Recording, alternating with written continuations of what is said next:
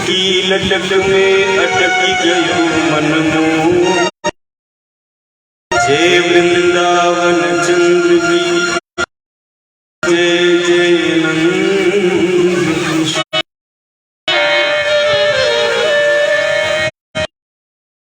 माथे हाथ में कुंडल माल गले ललित रतन सुंदर कपोल श्रुति कुंडल झलक राजे, जुल्फन अनमोल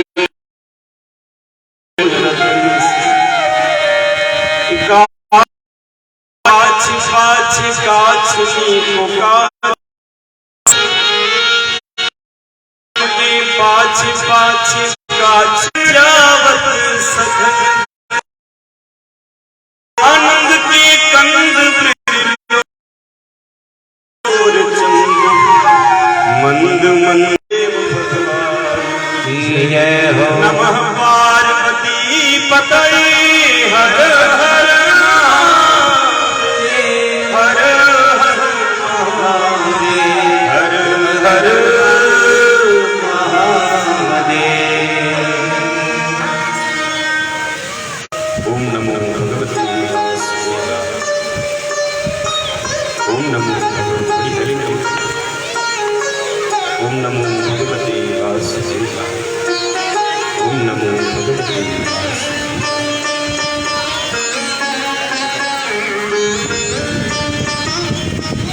एक बार फिर पुनः व्यास जी अपने समस्त श्रोताओं को बार बार वंदन करती है, प्रणाम करती है, अभिनंदन करती है। श्रीमद् भागवती महापुराण की कथा का यह चतुर्थ दिवस आप सभी इसके साक्षी हैं। व्यासपीठ अपने श्रोताओं को बार बार वंदन करती है, अभिनंदन करती है और माधव के मंगलमय नाम के साथ इस कथा यात्रा का सुधार। आइए हमारे साथ मिलकर के आप सभी माधव का नाम स्मरण करें, फिर उसके बाद माधव की दिव्य माधुर्यमयी मंगलमयी पवित्र कारिणी कल्याणकारिणी श्रीमद् भागवती महापुराण की यात्रा का आगाह।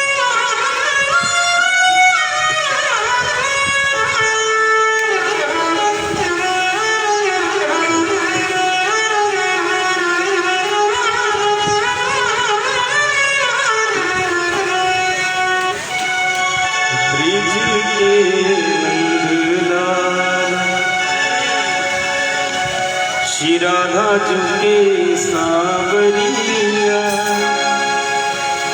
सब दुख दूर हुए जब तेरा नाम लिया। ब्रज के राधा श्री राधा चुके सावरिया, सब दुख दूर हुए नाम लिया।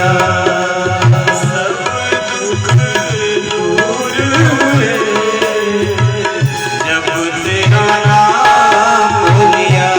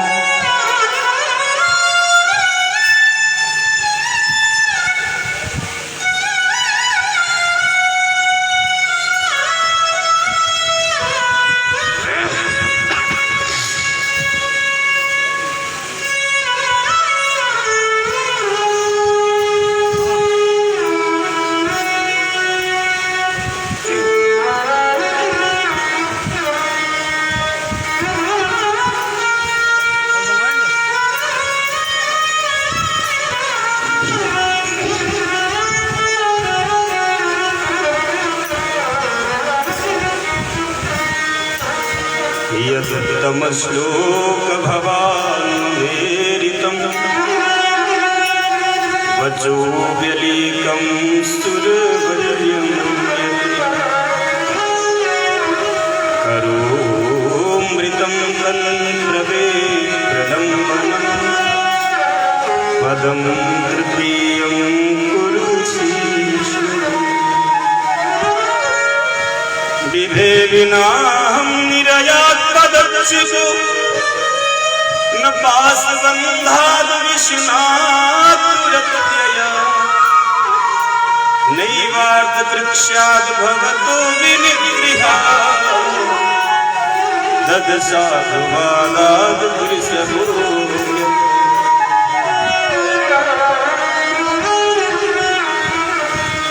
शुक्रताल की पावन धाम पर विद्यमान पूज्य व्रत स्मरणीय आदरणीय नित्य वंदनीय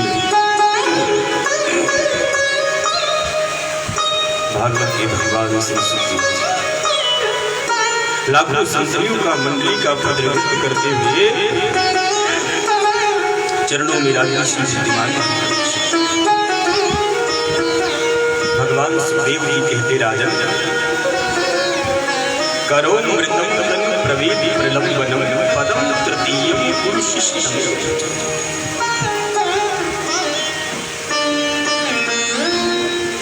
अगर तुम्हें संसार के दुख से बचना है, अगर तुम्हें रोगों से बचना है, अगर तुम्हें भवबंध की पासाओं से बचना है तो तुम्हें एक काम करना है ईमानदारी के साथ। वो क्या है? तुम्हें अपने आप को सरेंडर कर देना है, बस और कुछ नहीं। जब तक तुम अपने आप को समर्पित नहीं करते तब तक काल तुम्हारे ऊपर घोड़ा चलाता रहता है, तुमको मारता रहता है। ठीक, और काल की मार व्यक्ति बता भी नहीं सकता और दिखा भी नहीं सकता, केवल महसूस। पदम तृतीयम पुरुषिष्ठमेव। भगवान के चरणों में राजर्षि बलि समर्पित। भगवान ने 3 पग पृथ्वी का दान मांगा, 2 पैरों में बलि के सर्वस्व धन को माधव नापते हैं। तीसरा चरण भगवान कहाँ पे रखे? तूने 3 पग पृथ्वी देने का मुझे संकल्प लिया, मैंने 2 पैरों में तेरे सर्वस्व को नाप लिया।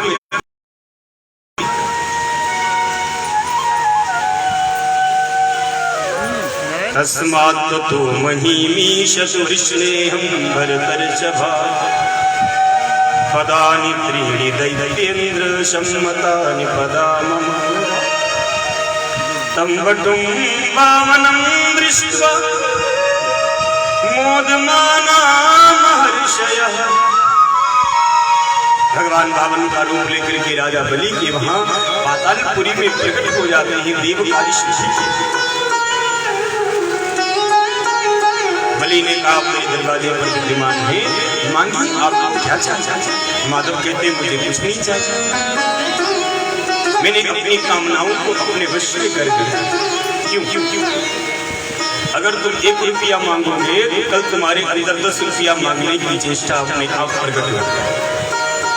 क्योंकि 99 का जो चक्कर है ना, ये माया का चक्कर है और इससे बचना बड़ा मुश्किल है। जो 99 के 99 के चक्कर से बच गया वो बहुत महान व्यक्ति हो। क्यों? 100 का मजा ही कुछ अलग होता है। 99 तक कितनी बार खेल जाओ, 100 एक अंक का बड़ा महत्व होता है। पदानि त्रीणि दैत्येन्द्र सम्मतानि पदा मम। मैंने 3 पग पृथ्वी तुमसे दान में मांगी, 2 पैरों से ही मैंने तेरे सर्वस्व को नाप लिया, मैं तीसरा चरण कहाँ दूं? गरुड़ जी ने बलि को नाग पास से बांध दिया। क्यों रे दुष्ट, अभिमान करता था मैं त्रिलोकी का राजा हूँ, मैं त्रिलोकी का अधिपति हूँ। कहाँ गया तेरा आधिपत्य? कहाँ गया तेरा साम्राज्य? कहाँ गया तेरा वैभव? कहाँ गया तेरा? जिसको लेकर तो इतना अभिमानी हो रहा था वह तो अब कुछ भी तेरे पास में नहीं है। माधव ने तेरा सब कुछ हरण कर दिया। ये तीसरा चरण भगवान कहाँ है? क्यों? भगवान से जो व्यक्ति वादा करता है फिर वादा करके जो मुकर जाता है उसका बड़ा पतन होता है। इसलिए भगवान के सामने कभी झटके में वादा मत करो ना ना। बहुत से लोग वादा कर लेते हैं वो फिर पूरा नहीं करते, फिर माधव का पास दंड उनके ऊपर चलता है, उन्हें नरक जाना पड़ता है। इसलिए माधव के सामने कभी झटके में कोई वाक्य का प्रयोग मत करो ना ना ना। मैं तुम्हें कल आधा किलो सोने की जंजीर पहनाऊंगा, पता नहीं कल तक क्या हो जाए ना। पदम तृतीयम कुरु शिष्य में, तूने 3 पग पृथ्वी देने का मुझे वादा किया, वचन दिया, संकल्प लिया। मैंने 2 पैर में तेरे संपूर्ण धन सुख वैभव को नापा, अब मैं तीसरा चरण कहाँ रखूं? बलि तू अपने संकल्प से पीछे हट रहा है, इसलिए तुझे अब नरक जाना है। लाखों देवता खड़े हैं, ब्रह्मा शंकर इंद्र गरुड़ कुबेर गणपति यम सब लोग खड़े कि अब बलि क्या करेगा। बलि ने माधव के चरणों में प्रणाम और कहा, प्रभु आप ही व्यक्ति को फंसाते हो, फिर आप ही कृपा करके उसे बचाते हो। आप ही जीव में दुख भाव प्रकट करते हो, क्यों? क्योंकि वो तुम्हारे करीब आ जाता है, और जब तुम्हारे करीब आ जाता है भक्त, तुम उसके संकट सारे दूर कर दो। प्रभु एक बात बता, धन बड़ा या धन का मालिक बड़ा? भगवान ने कहा, धन से बड़ा धन का मालिक होता है जो उसका संग्रह करता है, जो उसको कमाता है, जो उसे एकत्र करता है, वो धन से ज्यादा बड़ा बलवती होती है। बलि ने कहा, माधव आपने 2 पैरों में मेरे धन को नापा है, ये तीसरा चरण मेरे सिर पे रख दीजिए और मुझे भी आप नाप।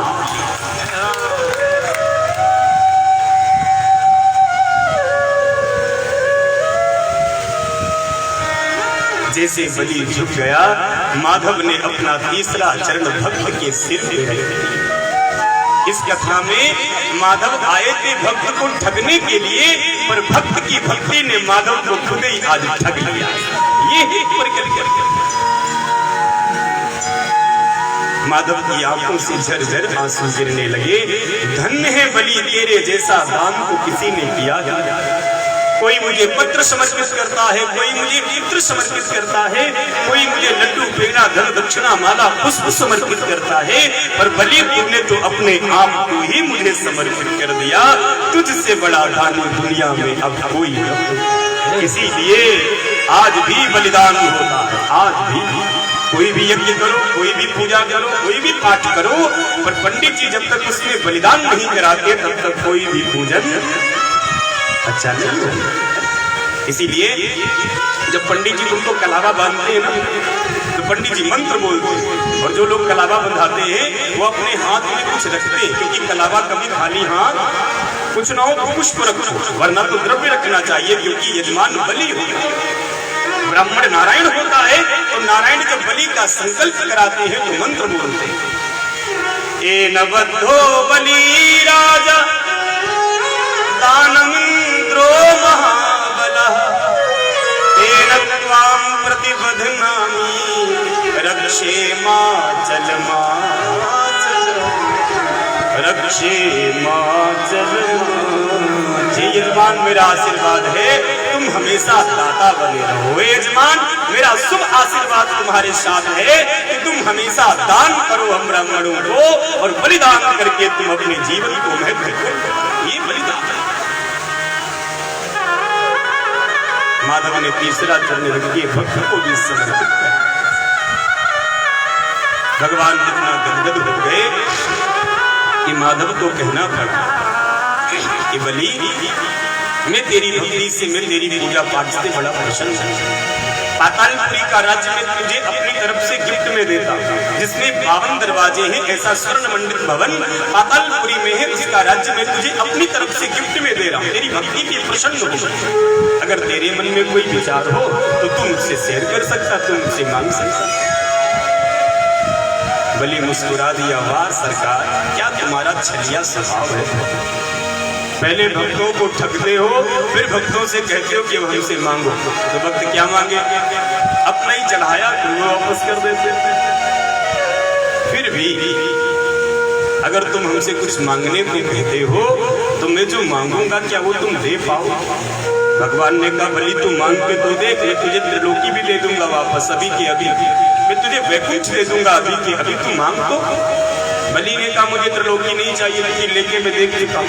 वैकुंठ मुझे चाहिए नहीं, मैं लेके देख चुका हूँ। स्वर्ग मुझे चाहिए नहीं, मैं लेके देख चुका हूँ। नारायण ने कहा फिर तुझे क्या चाहिए? बलि बाबा अंदर जाऊं, जब मैं बाहर आऊं आपको गेट पे इसी रूप में मैं पाऊंगा। आप छोटे से मेरे पावन दरवाजे के भवन पे खड़े रहो और मैं जब अंदर जाऊं जब बाहर आऊं मैं आपके इस रूप का दर्शन करूं। माधव ने कहा भाई क्या मैं तुम्हारा चपरासी बन जाऊं, मैं तुम्हारा चौकीदार बन जाऊं? बलि ने कहा ऐसा तो मैंने नहीं मांगा, बाकी आप ऐसा समझ रहे हो तो थैंक्स है आपको, पर मैंने ऐसे कहा है। आप मेरे दरवाजे के, भगवान ने देखा देवता तो सब अदृश्य हो गए, क्योंकि देवता तो चालाक चतुर, उनका काम हो गया, त्रिलोकी मिल गई, वो तो बात है। अब माधव फंस गए भक्त के चक्कर में। माधव सीधे पातालपुरी के दरवाजे पे 52 का रूप लेकर के प्रकट हो जाते हैं भक्त के। अब बलि जब अंदर जाए जब बाहर आए, माधव वही भिक्षा पात्र लिए खड़े हैं। बलि अंदर जाता बाहर जाता और बलि की इस भाव को देख करके देव दानव किन्नर गंधर्व सब उसे जय जयकार करके मांगा। क्यों? दुनिया में तुम्हारा सब कोई साथ दे सकता, दुनिया में तुम किसी से भी कोई रिश्तेदारी बना सकते हो, लेकिन दुनिया में तुम्हारा कोई रिश्तेदार तुम्हारा चपरासी बनने को तैयार होगा। बोले हम दुनिया में कहीं भी नौकरी कर लेंगे पर पापा की शॉप पे नौकरी नहीं करेंगे। क्यों? बेइज्जती होती है, एटीट्यूड की कमी आ जाती है। कहीं भी भीख मांग के खा लेंगे पर घर वालों के सामने कभी हाथ माधव करते हैं। ये भगवान की कृपा है कि वह भक्त के दरवाजे के चपरासी चौकीदार भी ऐसे ही। नारद जी सीधे वैकुंठ में पहुंचे। लक्ष्मी ने रोते हुए नारद जी से कहा बहुत दिन हो गए प्रभु का दर्शन, आप बताओ कहाँ, क्योंकि आप तो विचरण किया करते थे। नारद जी ने कहा माँ आजकल प्रभु ने एक नई ड्यूटी ज्वाइन की है, एक नई सर्विस उन्होंने कर ली है, एक नया जॉब उन्हें मिला। कौन सा जॉब कर रहे हैं, उनके पास किस बात की कमी है? अरे उन्होंने राजा बलि के दरवाजे पे चौकीदारी की नौकरी शुरू की है। अब लक्ष्मी का दिमाग खराब हुआ, मैं इस पागल पति का क्या करूं? ये कभी भक्तों के चक्कर में आके नरसिंह बन जाता, कभी भक्तों के चक्कर में आके सूकर बन जाता, कभी भक्तों के चक्कर में आकर कच्छप बन जाता, कभी भक्तों के चक्कर में आकर गिरिराज उठा लेता, कभी भक्तों के चक्कर में आके गैया चराने निकल पड़ता। आज इसे कुछ नहीं मिला तो भक्तों के दरवाजे का चौकीदार बन के खड़ा। मैं इसे कैसे लेकर के आऊं, मैं कैसे समझाऊं? क्यों? भगवान थोड़ा आउट ऑफ स्टेशन रहते, ठीक वो नहीं देखते मैं भक्त के साथ कौन सा व्यवहार कर रहा हूँ। बस भक्त का कल्याण होना चाहिए, वो कैसे भी हो मुझे उससे कोई फर्क पड़ता नहीं, कोई कुछ भी कहे। इसलिए भक्तों के चक्कर में भगवान क्या क्या नहीं बनते, क्या क्या न सहे हमने सितम, आपकी खातिर निकलेगा किसी रोज ये दम। हमने तुम्हारे लिए क्या क्या। नारायण के सहित लक्ष्मी, नारद जी के सहित लक्ष्मी पातालपुरी में प्रवेश कर बलि के जागर के घर विंध्यावली विद्यमान है बलि की पत्नी, उसने लक्ष्मी का बड़ा स्वागत किया। रक्षाबंधन के पावन पर्व पे बलि की कलाई पे लक्ष्मी ने राखी। भाई ने पूछा बहन मुझे क्या चाहिए? भैया मुझे बदले में चौकीदार दे दो, नौकर दे दो। क्या करेगी नौकर को लेकर के? कुछ और मांग ले? नहीं नहीं, वैकुंठ है पर वहां पे कोई रखवाली करने वाला नहीं। भगवान आकर खड़े हो गए, मैं जाना चाहता। लक्ष्मी के हाथों में बलि ने नारायण का हाथ रखा और कहा, लक्ष्मी नारायण अब तुम वैकुंठ की ओर आदर, अब तुम वैकुंठ की ओर चलो, अब तुम वैकुंठ जाना चाहते हो, अब तुम वैकुंठ की ओर चलो।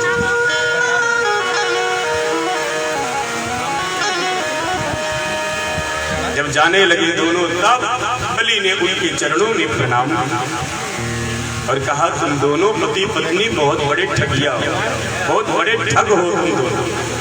कैसे? पहले ये तुम्हारा पति आया, इसने मेरी त्रिलोकी ठग ली, अब तुम आई हो तो इसको ठग के लिए जा रही है। तुम दोनों बड़े नटखट हो लक्ष्मी नारायण, इसलिए तुम दोनों के चक्कर में जब कोई भक्त पड़ जाता है तो या तो सब कुछ वो गंवा बैठता है या सब कुछ वो पा जाता है। लक्ष्मी को जो प्रेम करता है वो सब कुछ गंवा बैठता है, और माधव नारायण को जो प्रेम करता है वो एक दिन त्रिलोकी का राज भी प्राप्त है। इसलिए नारायण के हाथों में लक्ष्मी का हाथ लेकर के बलि उन्हें विदा करता। जब रास्ते में चलते चलते लक्ष्मी रूठ गई, मैं तुमसे बात नहीं करता, मुझे तुमसे बात नहीं करना, तुमको देखना। क्यों क्यों क्यों क्यों? अरे प्रभु, आप कहते थे ऐ कमले ऐ लक्ष्मी, तुम्हारे सिवाय मैं रह नहीं सकता, लेकिन एक वर्ष हमसे दूर रहे तो कैसे रहे? तुम हमसे प्रेम नहीं करते, झूठा प्रेम करते हो, तुम्हारा सच्चा प्रेम नहीं।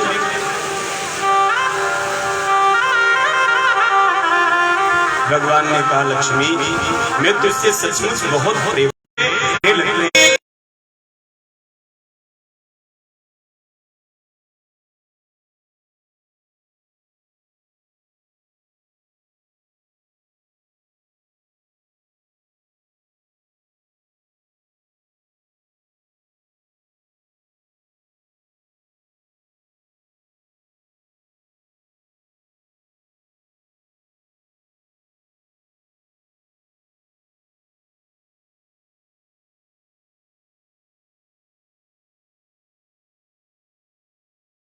नाना रे भांति नाना रे भांति नाना रे भांति भगत काज तजी लोक लाज में, भगत काज तजी लोक लाज में, भगत काज तजी लोक लाज में।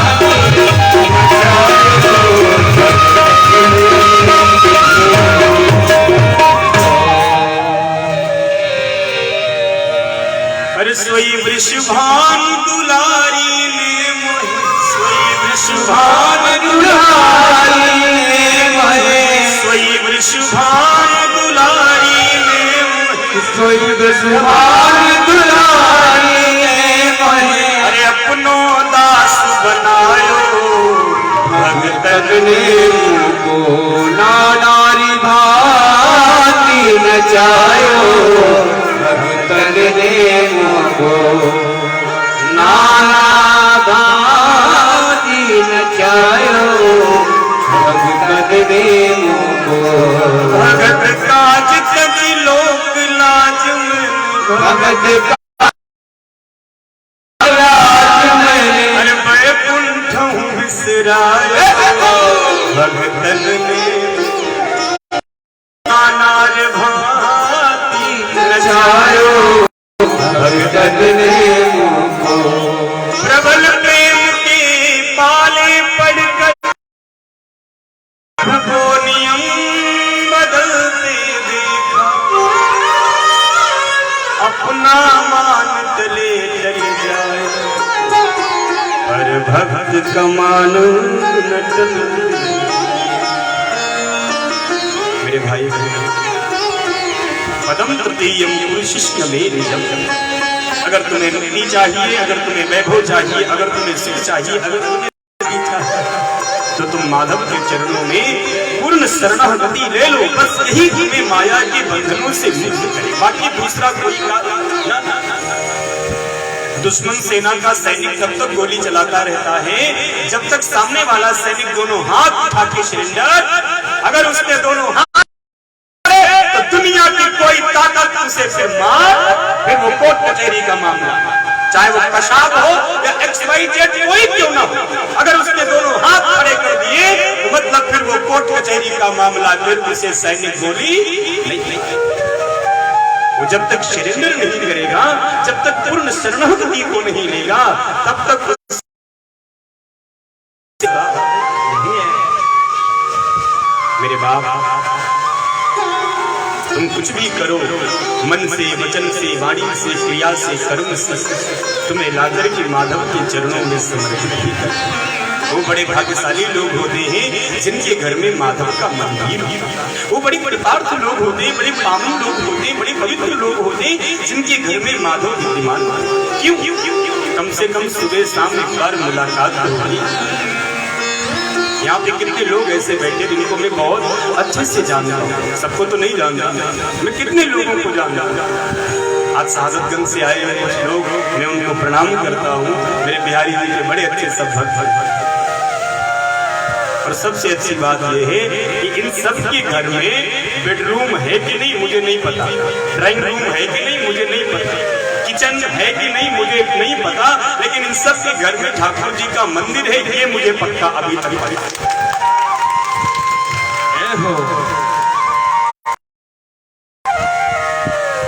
पदम तृतीयम। तुम मन से, वचन से, कर्म से, क्रिया से कुछ भी करो, तुम्हें लाकर के माधव के चरणों में समर्पित ही। 24 घंटे में क्या क्या हम कर बैठे, 24 घंटे में कितनी बार तो हम झूठ बोलते, अपवित्र हो जाते, तो कम से कम एक बार सामने शाम को जाना ही चाहिए। शाम को जाकर के ठाकुर से मन की बात करें कि गोविंद आज हमसे थोड़ा माधव, आज हमसे थोड़ी ऊंच नीच हो गई। बच्चा कितनी कर जाए, लेकिन अगर वो ठीक टाइम पे अपने फादर से अपनी माँ को बता देता है तो उसकी गलती में सुधार करने के चांस कुछ बचे। और गलती कर गया, पता लगा पुलिस चौकी से फोन आया है, जब तक तुम पिट गए तुम्हारा चालान, तब घर वालों को पता चला तो क्या फिर अपनी पिटाई लो अच्छी। तो समय रहते माधव को अपने मन की बात तुम बताओ। क्यों? माधव हमारे माता पिता, गोविंद हमारे पालन करता, इसलिए उनसे कोई बात छुपाओ। क्यों? उनसे कोई छुप भी नहीं सकता, वो तो अंदर भी है बाहर, उनसे कभी कुछ नहीं मत। जो भी करो कर्म से, क्रिया से, वचन से, मुख से, वो कम से कम शाम को जाकर के भगवान के चरणों में समर्पित कर। ठाकुर हम हमसे जो भी अच्छा बुरा हुआ हमें नहीं पता, ये लो हम आपके चरणों में पुष्प समर्पित करते हैं। अच्छा हुआ हो तो तुमने किया, बुरा किया तो मैंने कुछ किया जरा, करने कराने वाले सब आप हो, जीव तो केवल माध्यम है।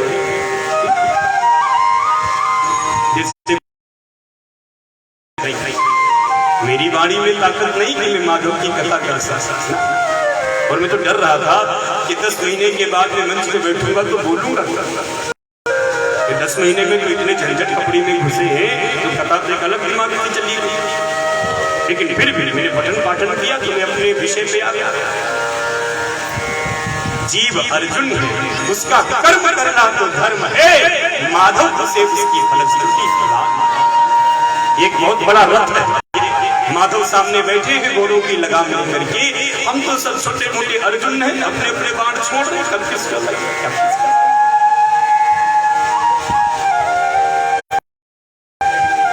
कायेन वाचा मनसेन्द्रियैर्वा बुद्ध्यात्मना वानुसृतस्वभावः करोमि यद्यत् सकलं परस्मै श्री नारायणाय समर्पयामि। क्रिया से कुछ भी करो तुम्हें माधव के चरणों में लाकर के उसे समर्पित ही करना, क्योंकि जब तक तुम समर्पित नहीं होगे, जब तक तुम पूर्णतः शरणागति को नहीं लोगे, तब तक तुम्हें काल चक्र कभी मुक्त करने वाला नहीं है। अगर तुम काल चक्र से मुक्त होना चाहते हो तो तुम्हें माधव के चरणों में शरणागति बलि की तरह लेनी, तब तो भगवान तुम्हें माफ करेंगे, वरना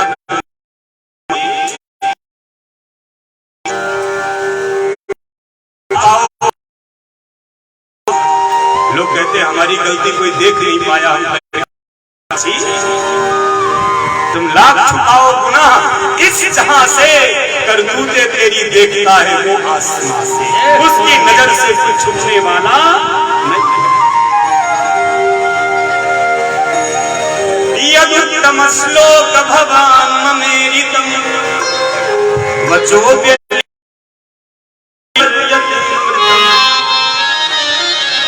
करोमृतं तनु प्रवेग प्रलंबनम पदम तृतीयं पुरुषीष्णमे।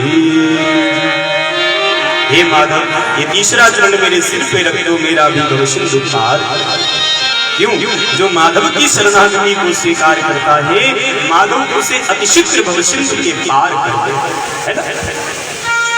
तुम गोविंद के चरणों का सहारा ले लो, देखो एक पल में तुम पार हो जाओगे। फिर दूसरा पल, जब तक तुम सहारा नहीं लेते तब तक तुम भवसिंधु में गोते खाते रहते, तुम्हारा कल्याण होने वाला। दिलवर तुम्हारे कदमों में हमने रख दिए ख्वाब सारे, दिलवर तुम्हारे कदमों में हमने रख दिए ख्वाब सारे, तुम नदिया की अविरल धारा हम ठहरे हुए किनारे। दिलवर तुम्हारे कदमों में हमने रख दिए ख्वाब सारे, अविरल धारा हम ठहरे। तुम शरणागति को ले लो, तुम माधव तुम्हें परम पुरुषार्थ परम पद भी प्राप्त करा, भवसिंधु के पार कर। तुम कुछ भी कर लो, जीव के जीवन में जब तक अभिमान रहता है लेश मात्र का भी, तब तक उसका कल्याण असंभव। अभिमान मत करो, माधव की शरणागति ले लो, तुम अभिमान से। भगवान सुखदेव कहते राजन, हिमालय की दक्षिण दिशा में एक त्रिकूट पर्वत, उस त्रिकूट पर्वत में एक गजराज रहता है जिसका नाम गजराज है। उसके अंदर 10,000 हाथियों का बल, एक 50 पत्नी, 150 पुत्र हैं उसके। इतना बड़ा साम्राज्य, इतना बड़ा वैभव है उसके पास, इसलिए उसे बड़ा अभिमान कि मुझे कोई परास्त नहीं कर सकता, मैं किसी के द्वारा मारा नहीं जा सकता, इस प्रकार का उसी बहुत घोर अभिमान।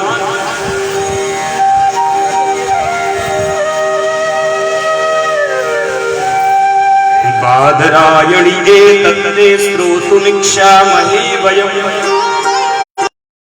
कथा गजपतिं गृहस्तदनुमुञ्चत् तत्कथा सुमहत् पुण्यं धन्यं स्वस्त्ययनं शुभम् यत्र यत्र त्वलोकोऽयं भगवान् गीयते। हे बादरायण भवतत्व है गृहस्थदनुमूचतः। एक गजराज है, हिमालय की दक्षिण दिशा में रहता है, उसके अंदर 10,000 हाथियों का बल है। उसके पास में 50 पत्नी 150